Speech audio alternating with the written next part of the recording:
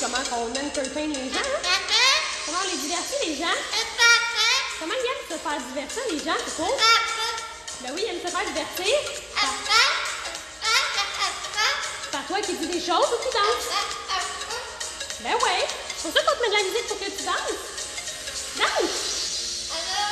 Allez! Danse! T'aimes pas ça, la musique? Ça te plate? Elle ne t'intéresse pas, la musique?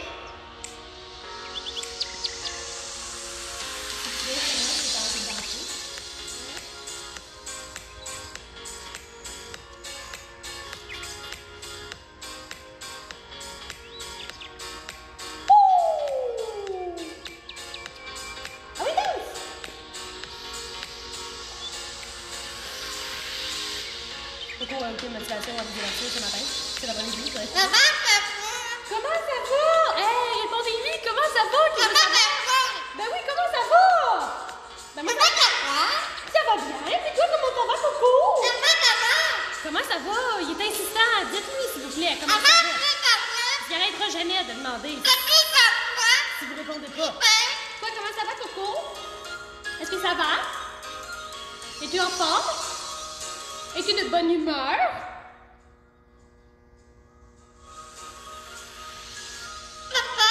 Papa? Où ça va?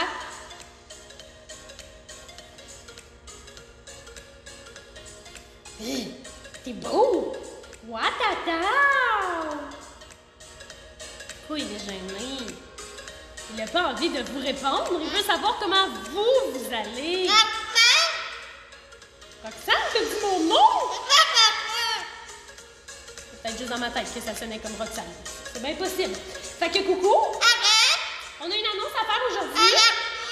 Est-ce que tu la fais avec moi? Tu fais l'annonce avec moi aujourd'hui? Ouais? OK, donc c'est une annonce, en fait, pour vous dire que, ben, en fait, le nombre de lives va diminuer dès la semaine prochaine.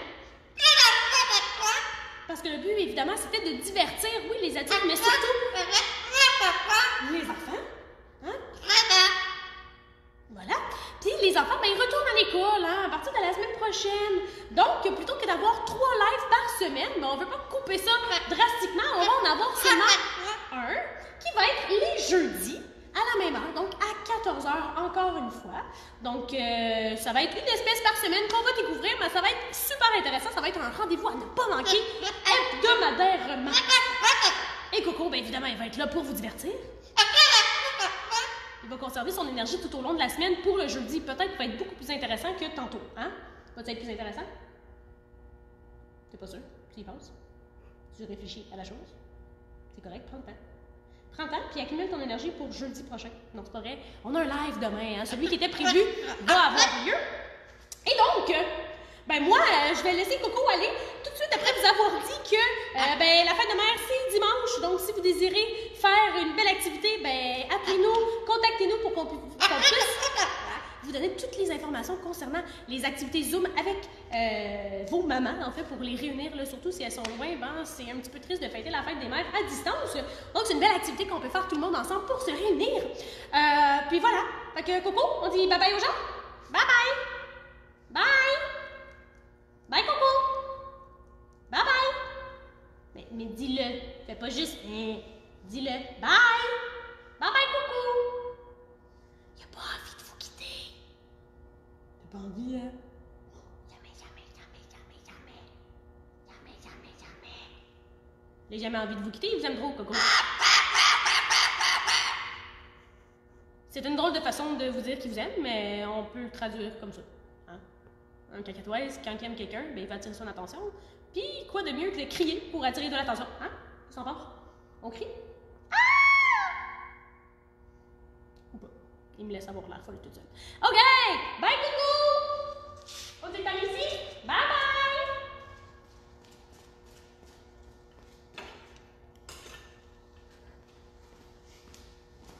Super! Donc, approchez-vous tout le monde. Donc, aujourd'hui, l'animal que je vous présente, c'est le python royal. Donc, j'ai amené 3 individus avec moi. Un que je vais vous montrer brièvement tout à l'heure. 2 que je vais essayer de garder sur moi. Si vous avez des questions pendant l'animation, bien évidemment, vous êtes invités à nous les poser. Donc, Julie, qui est ma caméraman aujourd'hui, camérawoman aujourd'hui, va se faire un plaisir de me lire vos questions, vos salutations.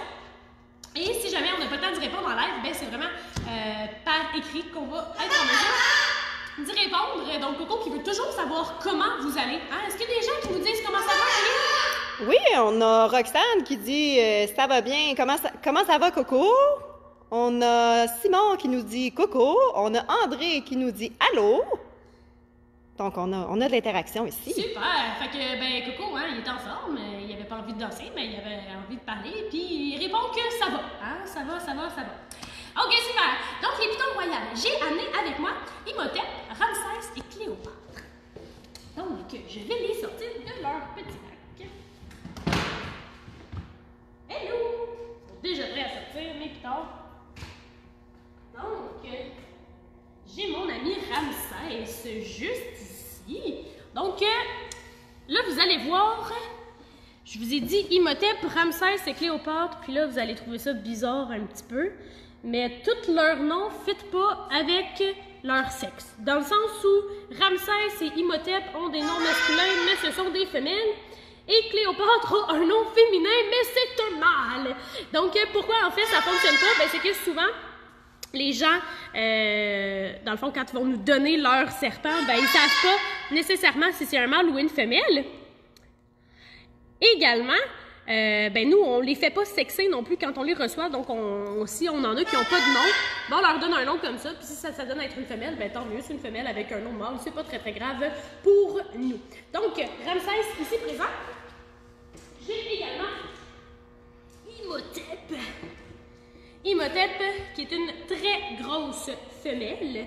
Donc, vous voyez, au niveau de la grosseur de sa tête, là, elle est à peu près 2 fois celle de Ramsès. Donc, on peut considérer que Imhotep est vraiment beaucoup plus vieille que Ramsès, étant donné qu'elle est beaucoup plus grosse également. Donc, Cléopâtre, je vais vous le présenter tout à l'heure. Avant de commencer, j'aimerais ça vous parler un petit peu de leur histoire. En fait, Ramsès, bon, c'est quelqu'un qui l'avait à la maison, qui pouvait tout simplement plus s'en occuper. Pour ce qui est de Imhotep, c'est moi qui est allée le chercher à l'automne. Donc, donnez-moi juste un instant. Julie, filme les serpents. On va aller mettre Coco en sieste pour qu'il puisse se calmer un petit peu. Approche-toi, filme les gros serpents.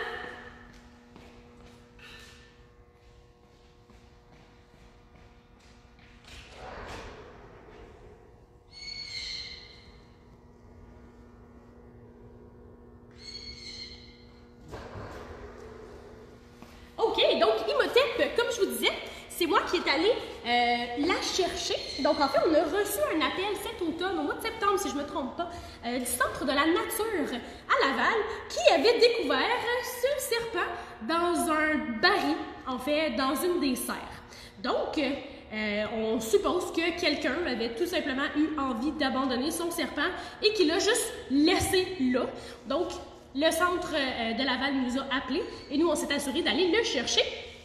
Évidemment, comme c'est quelqu'un qui l'a abandonné, on n'a absolument aucune information sur Imhotep, mis à part que c'est une femelle. On a déjà une question. Oui, on a Valérie qui demande quelle serait la grandeur idéale d'un vivarium pour la cohabitation de 2 pitons.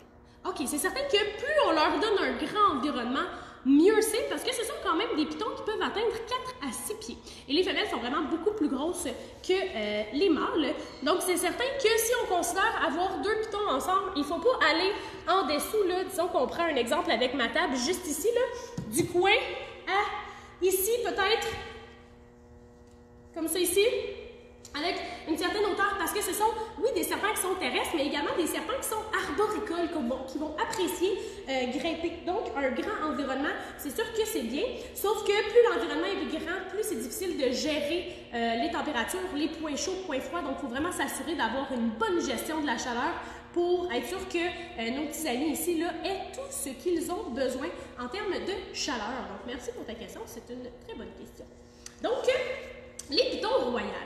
Pourquoi ça s'appelle des pitons royales? En fait, il y a une histoire avec la reine Cléopâtre.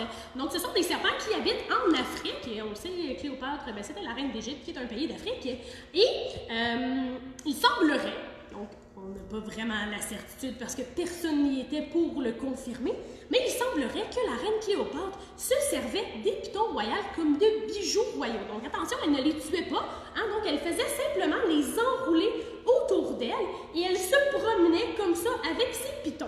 Et là, pourquoi piton royal? Bien évidemment piton parce qu'ils font partie de la famille des pitons, celle des boïdés. Et pourquoi royal? Bien parce que Cléopâtre, tout simplement, c'était la royauté, la reine d'Égypte. Mon chum, c'est parce qu'il était un peu gros. En fait, il est un peu grosse.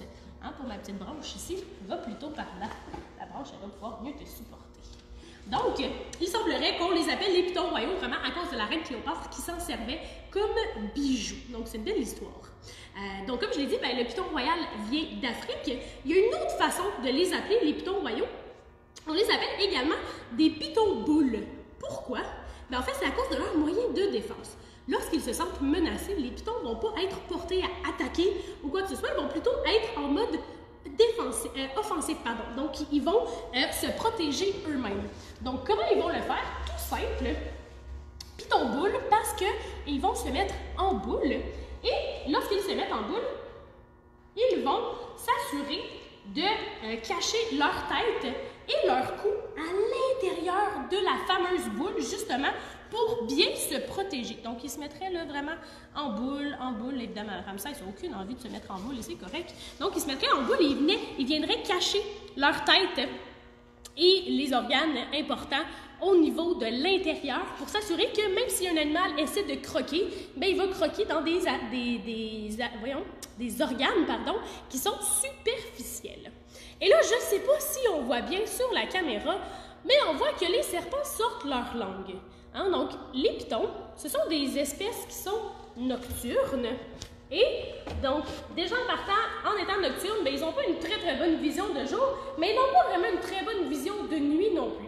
Donc, c'est vraiment avec leur langue qu'ils vont être en mesure de se diriger dans leur environnement.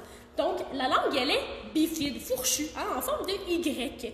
Donc, elle est vraiment séparée en deux pour leur permettre de sentir, d'aller chercher les petites particules à droite et à gauche dans un nouvel environnement et pour déterminer s'ils vont à droite ou à gauche en fonction de qu'est-ce qu'ils vont sentir. Et comment ça se déroule, en fait, c'est que lorsqu'ils vont sortir leur langue, la langue va aller capter les petites particules d'odeur, elle va rentrer à l'intérieur et dans leur palais, ils ont deux petits trous qu'on appelle l'organe de Jacobson. Donc, les deux fourches de la langue vont rentrer dans ces petits trous-là et c'est dans ces trous-là, dans l'organe de Jacobson, qu'il va y avoir les récepteurs qui vont permettre d'analyser les odeurs et d'envoyer le signal au cerveau à savoir qu'est-ce qu'il y a dans l'environnement. Donc là, vous voyez, ils sont bien portés à sentir qu'est-ce qui se passe autour d'eux parce que ben, c'est un nouvel environnement. Donc, c'est quelque chose qui est tout nouveau pour eux. Au niveau de leurs autres sens, est-ce que les pitons ont une bonne ouïe? En fait, les serpents n'ont pas d'oreille externe comme nous, ils n'ont pas d'oreille moyenne non plus. Ils ont tout simplement une oreille interne. En quoi ça consiste l'oreille interne? C'est grosso modo les petits osselets qui vont vibrer près de notre tympan et qui vont servir à transmettre les sons. Donc, c'est vraiment les vibrations qui vont être interprétées comme étant des sons. Et eux, la façon comment c'est fait, c'est vraiment très spécial. C'est que les osselets de l'oreille interne vont être reliés avec leur mâchoire du bas. Donc, lorsqu'ils se promènent sur le sol, ben, quand il y a des bruits environnants, ça va faire vibrer le sol et leur mâchoire, elle va coller sur le sol également. Donc, elle va percevoir ces vibrations-là. Ça va faire vibrer les petits osselets et donc le cerveau est en mesure de faire la transcription, à savoir qu'est-ce qui se passe autour de lui. Autre chose aussi que je voulais vous amener à regarder sur mes pitons. Je ne sais pas si vous voyez bien, mais près de la bouche, il y a ce qu'on appelle les fossettes thermosensibles. T'es pas très tranquille, Ramsès. On va y aller plutôt avec mon ami ici, Imhotep. Hein? Donc, voyez-vous les espèces de petits trous rouges tout près de la bouche ici? Donc, ce sont les fossettes thermosensibles ou encore récepteurs thermiques. À quoi ça sert? En fait, c'est une autre façon qu'ils ont de voir les choses autour d'eux. Donc, c'est une façon particulière de capter la chaleur. Donc, je vais vous expliquer plus précisément comment ça fonctionne. En fait, c'est que, bon, je vous l'ai dit, ils ne voient pas très bien, les pitons. Hein? Donc, c'est pas vraiment des animaux qui vont se servir de leurs yeux. qu'ils vont faire, c'est qu'ils vont utiliser ces petits récepteurs qui sont tout près de leur bouche. Et ça, c'est relié directement pardon, à l'hémisphère visuel, donc la partie visuelle dans le cerveau. Et les petits récepteurs thermosensibles vont aller émettre une image. Donc, la façon comment ils vont voir les choses, si je peux dire, ben c'est un peu comme les fameuses lunettes de vision nocturne là, à l'armée. Donc, ils vont voir les teintes de chaleur. Donc, partout où c'est plus foncé, c'est parce qu'il y a plus de chaleur qui est dégagée. Et là où c'est plus pâle, c'est parce qu'il y a moins de chaleur. Donc, généralement, la chaleur, elle va se retrouver plutôt dans les régions qui sont sensorielles, au niveau des organes importants de l'abdomen, etc. Donc, le serpent, lorsqu'il voit, par exemple, une proie, ben, il va l'avoir de cette façon-là. Et qu'est-ce qui est vraiment fascinant? C'est qu'ils sont capables de percevoir des proies à 5 mètres de distance d'eux, donc c'est quand même assez loin, et ils peuvent percevoir des variations de température de 1 degré. Donc, disons qu'il fait, je sais pas, 22 en température ambiante, ben même s'il y a quelque chose qui est à 23 degrés au niveau corporel, ben il est en mesure de le percevoir. Et c'est pour ça que c'est super efficace pour eux comme technique pour voir les choses. C'est vraiment très efficace. Et c'est une nouvelle technique qui est sophistiquée, hein, que nous, on n'utilise pas personnellement en tant qu'humains. On a développé des outils qui nous permettent de faire la même chose, mais nous, on n'est pas en mesure de le faire alors que les pitons peuvent le faire. Et une chose qui est particulière, c'est que les proies, qui sont majoritairement des petits rongeurs, généralement, quand ils se promènent pour retrouver leur chemin, ils vont marquer leur territoire avec des petites gouttes d'urine. Et on sait que l'urine, lorsqu'elle sort du corps, ben c'est chaud. Donc, le serpent, il est également en mesure de retracer sa proie, même si elle va très vite, grâce aux petites gouttes d'urine chaude qui restent derrière dans son sillage. Donc, c'est super efficace comme technique. On a une autre question, Julie. Oui, donc on a Dominique qui demande, est-ce qu'ils sont venimeux? Est-ce qu'ils sont venimeux? Très bonne question, Dominique. Pas du tout. Les pitons royaux, ce sont des serpents qui sont constricteurs. Donc, ce sont vraiment des serpents qui vont étrangler les animaux qu'ils vont manger. Donc, aucun venin. Évidemment, ils ont des dents, mais ils n'ont pas des dents qui sont spécialisées pour injecter du venin. Ce sont de toutes petites dents qui sont orientées vers l'arrière et qui vont faire en sorte que, lors de l'alimentation, ça va être beaucoup plus facile pour eux de se nourrir correctement. Donc, disons qu'il y a une petite souris qui se promène, bien, qu'est-ce qu'ils vont faire? Ils vont croquer la souris, hein, parce qu'on veut stabiliser la proie avant de s'enrouler autour d'elle pour l'étrangler, pour la faire suffoquer.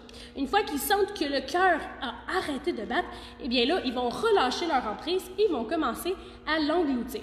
Et qu'est-ce qui est fascinant avec les pitons royales? Je sais pas, Julie, si tu peux t'approcher un petit peu. Donc, je ne sais pas si vous êtes en mesure, sur son menton, de voir, il y a comme une ligne en plein milieu. On la voit-tu, la ligne, Julie? Ouais, super. Donc, ça, qu'est-ce que c'est? C'est une petite ligne qui est en fait un ramassis de peau. Hein, parce que les pitons royales, mais en fait, les serpents, leur mâchoire du bas, elle n'est pas un seul os. C'est vraiment deux os complètement distincts l'un de l'autre. Alors, quand il va manger, ben, il va ouvrir sa mâchoire à 180 degrés, donc il peut la disloquer, et la mâchoire du bas va s'ouvrir en deux. Et la petite ligne que je vous ai montrée, ben, c'est le petit ramassis de peau, comme je disais. Donc, les deux parties vont se séparer, mais il va toujours y avoir de la peau entre les deux. Et ça permet de faire une espèce de mouvement d'escalier roulant pour faire progresser la proie à l'aide des dents qui sont orientées vers l'arrière dans la bouche. Donc, c'est vraiment super efficace pour avoir une bonne alimentation. On avait une autre question. Oui, on a Adèle qui aimerait savoir, les mamans font combien de bébés? Les mamans font combien de bébés? Super! Très bonne question, Adèle. Donc, en fait, les pitons royales vont généralement avoir environ entre 3 et 12 œufs. Donc, ça peut arriver des fois qu'ils vont en avoir moins. Ça peut arriver des fois qu'ils vont en avoir plus aussi. Ça dépend vraiment de la femelle. Si elle est à sa première ponte, mais souvent, elle va en avoir un petit peu moins parce qu'elle est en train d'apprendre un peu à prendre soin, si on veut, de ses bébés, à tout ce qui a rapport avec la reproduction. Donc, ce qui est fascinant avec les pitons, c'est qu'après l'accouplement, la femelle est enceinte, donc elle a les bébés, les œufs à l'intérieur de son corps pendant environ 8 mois. Donc, c'est très, très long. Et Imhotep, en fait, quand on est allé la chercher au mois de septembre, on la trouvait donc grosse, puis on était sûr, bon, que c'était une femelle justement à cause de sa taille. Puis, on a eu une petite surprise. On a eu des œufs qui ont été pondus, hein, donc beaucoup d'œufs, je vous dirais. Elle en a eu environ une quinzaine, et ce sont vraiment de très gros œufs. Hein, donc, vous pouvez vous imaginer un peu la grosseur de son corps. Maintenant, regardez sur l'image ici la grosseur des œufs. Donc, ça a vraiment l'air des gros œufs de canard. C'est vraiment assez massif au niveau de la taille. Et voilà. Donc, ce sont vraiment de très, très gros œufs. Et une fois que la femelle a pondu ses œufs, ben, elle va les incuber, les faire incuber pendant environ 2 mois. Donc, l'incubation, c'est ce qui va permettre de conduire justement à l'éclosion éventuellement. Et une chose qui est vraiment particulière avec les pitons, c'est que c'est un des rares reptiles à donner des soins parentaux. Donc, ça va arriver très souvent que les reptiles vont pondre leurs œufs sans aller plus loin, puis les bébés, ils s'arrangent comme ils peuvent une fois dans la nature. Eh bien, les pitons royaux, eux, qu'est-ce qu'ils vont faire? Bien, ils vont faire précisément ce que je viens de vous montrer ici, donc la famille des boïdés. Donc, ils vont s'enrouler autour de leurs œufs et ils vont comme frissonner, donc ils vont faire vibrer leurs muscles. Et cette vibration de muscles-là va occasionner une chaleur qui va être comme la température d'incubation. Donc, c'est vraiment une petite partie de soins parentaux que les pitons royaux peuvent faire. Évidemment, une fois que les bébés ont éclos, ben, ça se termine pas mal là. Hein? Les soins parentaux, la femelle, elle s'en va, puis les bébés s'arrangent tout seuls. Julie, est-ce qu'on avait une autre question?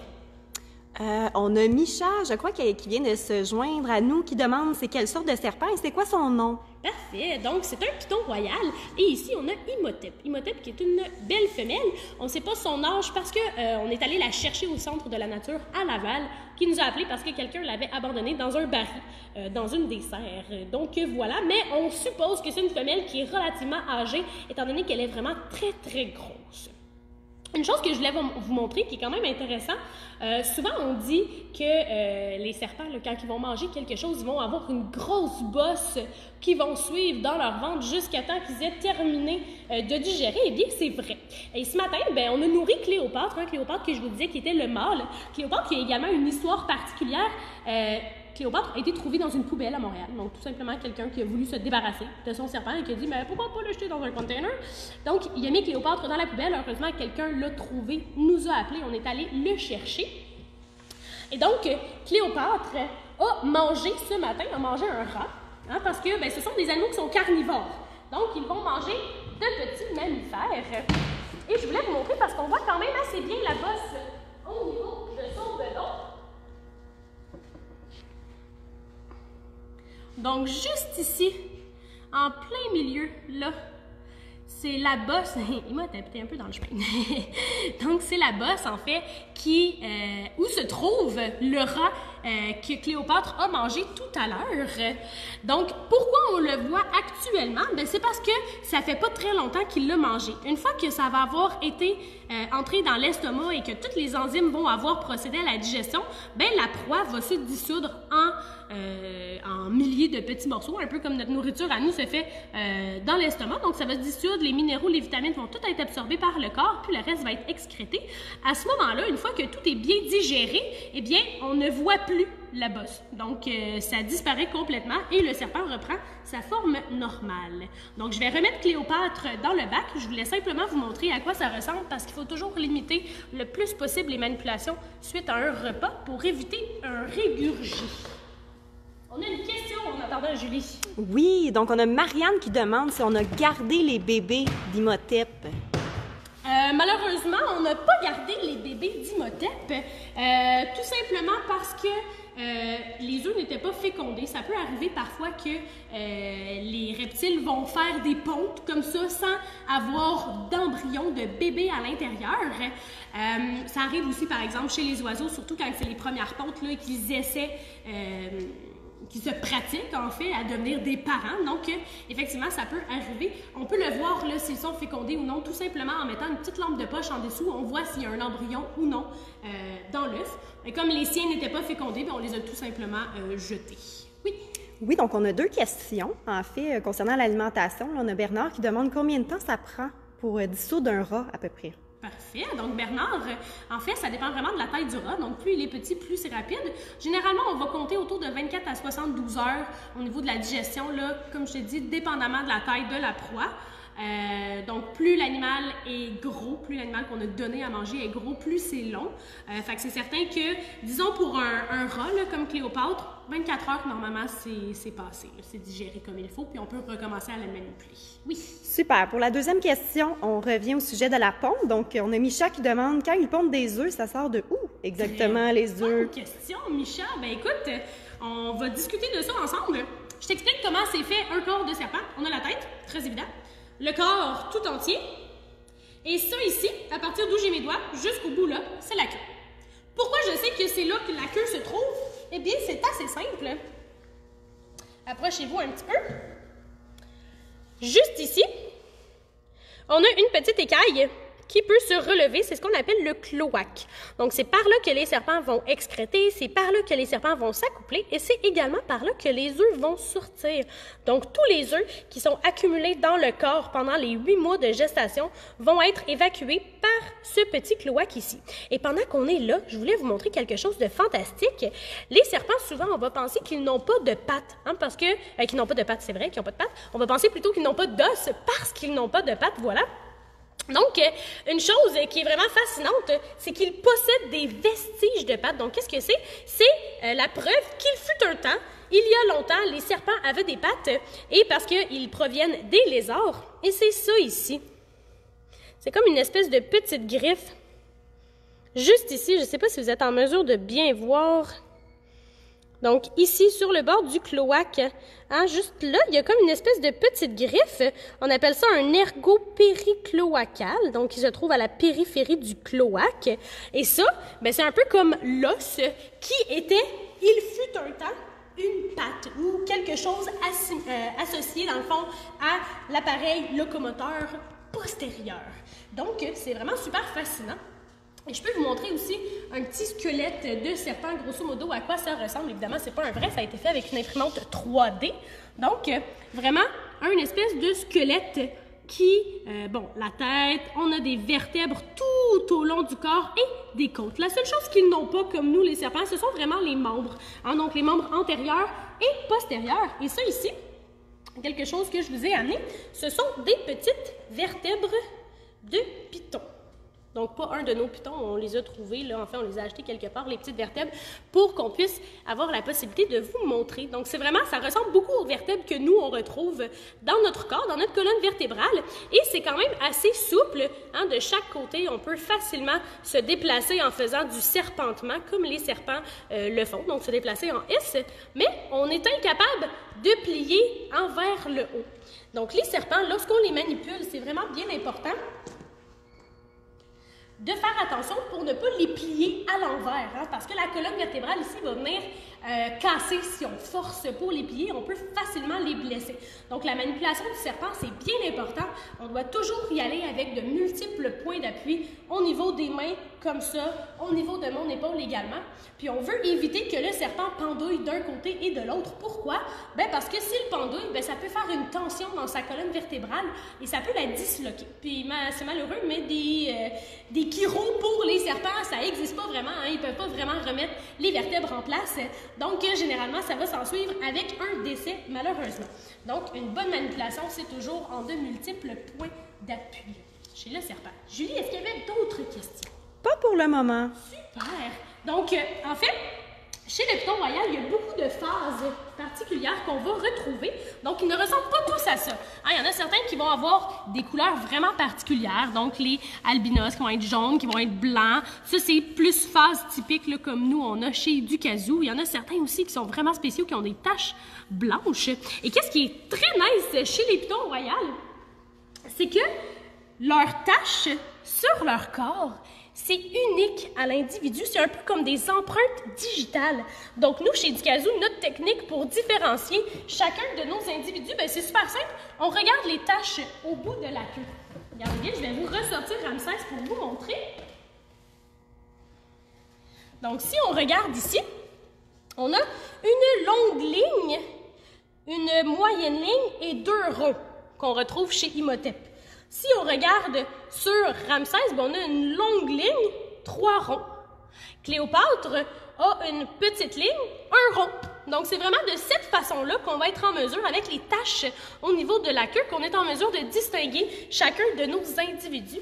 Et c'est pour ça qu'on est capable de tous les nommer, hein, parce que, bon, ils ont des techniques qui sont quand même assez infaillibles là, pour les reconnaître. C'est vraiment unique à chaque individu, ces fameuses petites taches au niveau de la queue.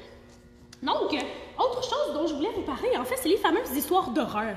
Hein, à propos des pitons, on entend souvent « Attention, les pitons peuvent vous manger, c'est dangereux, on ne les met pas dans le cou, ça nous étrangle. » Évidemment, il faut faire un peu attention avec tout ça.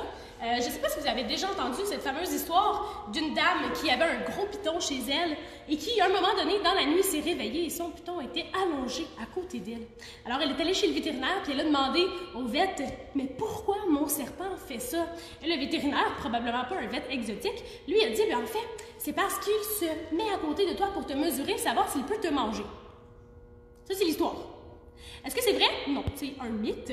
Hein? Donc, c'est pas vrai que les serpents vont déterminer s'ils peuvent manger une proie en fonction de la longueur. Pourquoi? Ben, parce que, disons qu'en termes de corps, un python royal à taille adulte qui mesure 6 pieds peut définitivement me manger en termes de longueur. En termes de grosseur de tête, ça ressemble à peu près à Imhotep. Imhotep peut définitivement pas me rentrer au complet dans sa bouche. Hein? Donc, eux, les serpents, vont déterminer s'ils sont capables de manger une proie en mordant pour déterminer l'envergure de la proie. Et c'est vraiment en fonction de leur tête. Donc, ils mangent des proies qui sont 2 à 3 fois la grosseur de leur tête, sans plus. Pourquoi le serpent s'est couché à côté de la dame? Ben, c'est vraiment très simple. Il voulait tout simplement avoir de la chaleur. Donc, en s'allongeant de tout son long, ben, il avait une grande surface de contact pour aller chercher la chaleur sur cette petite madame. Et ben, comme il n'était pas dans un habitat chauffé, il avait besoin de se réchauffer lui-même. Donc, voilà pour la fameuse histoire. Donc, il faut faire attention un petit peu à ce qu'on entend. Des fois, dans les nouvelles, ils sont bien beaux pour nous faire peur. Hein? Il y a quelques années, il y a un python royal qui s'était échappé à Verdun, puis on disait « Faites attention, ne laissez pas vos enfants et vos chatons dehors. » Bon, le chaton, je pourrais peut-être comprendre qu'effectivement, un python royal pourrait essayer, mais pas un enfant. Un enfant, c'est trop gros, ça ne rentre même pas dans la bouche d'Imhotep. C'est un peu aberrant de penser ça. Donc, il faut faire attention, il ne faut pas croire tout ce qu'on entend. Il faut vraiment aller voir plus des spécialistes hein, qui s'y connaissent un peu avec ces animaux-là avant de tout gober. Donc, voilà pour les serpents. Donc, j'espère que vous en avez appris davantage sur les pythons royaux. Eh bien, moi, je vous rappelle, Fête des mères dimanche, si vous voulez une belle activité Zoom. Sinon, suivez nos capsules éducatives qui, je vous rappelle, en fait, tombent à 1 par semaine dès la semaine prochaine. Donc, le jeudi à 14h, ce sera notre seule capsule de la semaine là, qui va être hebdomadaire. Et ben, on se revoit demain hein, pour la dernière capsule du vendredi avec les geckos à crête à 14h. Bye bye tout le monde!